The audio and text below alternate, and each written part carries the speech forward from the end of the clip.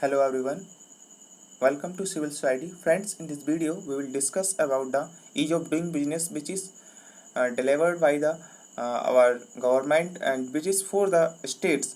So इसमें हम discuss करेंगे ये किसके द्वारा रिलीज की गई है, इसमें क्या क्या मेजर चेंजेस किए गए हैं और इसमें कौन से स्टेट्स ने कौन सा स्थान प्राप्त किया है, इस सब के बारे में हम डिस्कस करने वाले हैं.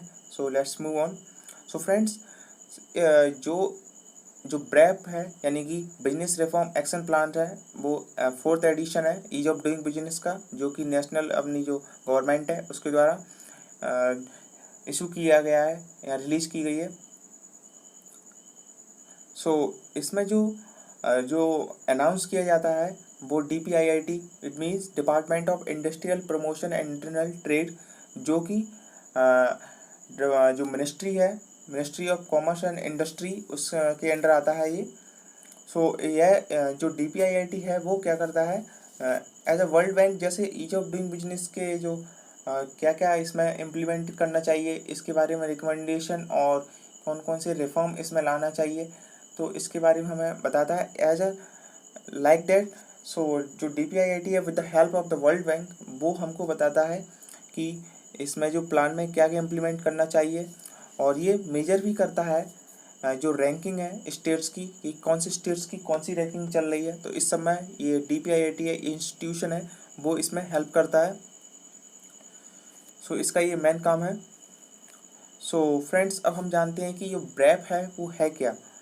सो इसमें friends business reform action plan 2018 includes 180 reforms point covering the 12 business regulatory area. So इसमें क्या है 180 रिफॉर्म पॉइंट है जो 12 बिजनेस रेगुलेटरी एरिया को कवर करते हैं, जैसे कि access to information, single window system, labour and environment and many other like the land reform, so that easily किसी भी ज़मीन को आसानी से खरीदा जा सके, so that ease of doing business की जो रैंकिंग है उसमें इजी हो या जो जहाँ पर बिजनेस करना है उसमें हेल्प मिले.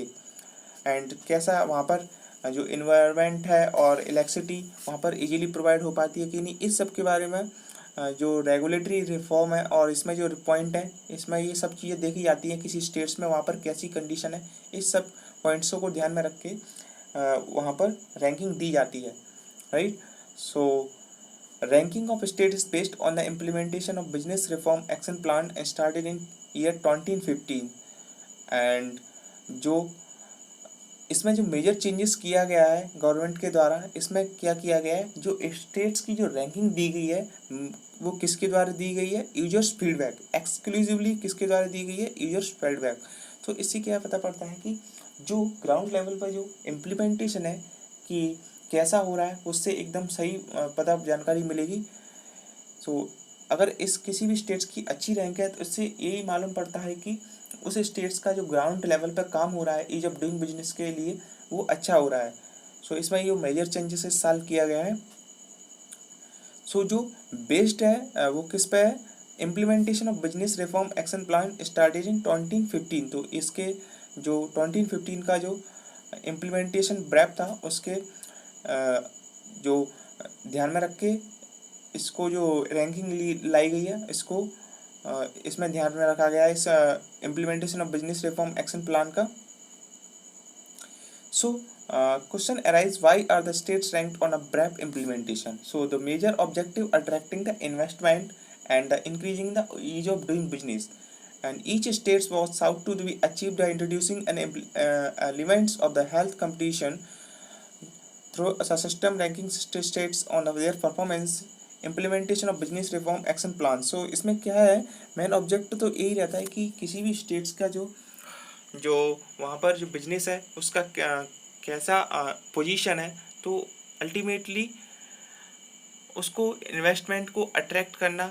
वहाँ पर अगर ये condition ease of doing business की अच्छी होंगी तो वहाँ पर उसी स्टेट्स में जो इन्वेस्टमेंट है वो ज़्यादा कंपनी जाएंगी और वहाँ पर जो डेवलपमेंट का काम होगा वो इजीली हो सकेगा और वहाँ पर जो लोगों को जो जॉब है प्रोवाइड होने का जो काम है वो आराम से हो सकेगा, सो दैट इकॉनमी अच्छे से ग्रो कर सकेगी. So it is very important कि वहाँ पर किसी भी स्टेट्स में किसी भी जो इन्वेस्टमेंट कर रही है कंपनी, तो उसके लिए आसानी हो, ऐसे रिफॉर्म हो, ज़्यादा जो उसमें इतना लॉ का व्यवस्था ना हो कि वो उसी कागजात वगैरह में अटका रहे, सो दैट कि वो जो काम करना है वो आसानी से हो ही ना पाए। सो इसको ध्यान में रखते हुए जो ईज ऑफ डूइंग बिजनेस का जो डेटा है वो काफ़ी इम्पोर्टेंट है अपनी इकोनॉमी के लिए, सो दैट जो इन्वेस्टमेंट करने वाली कंपनी है वो आसानी से हमारे देश में इन्वेस्टमेंट कर सके।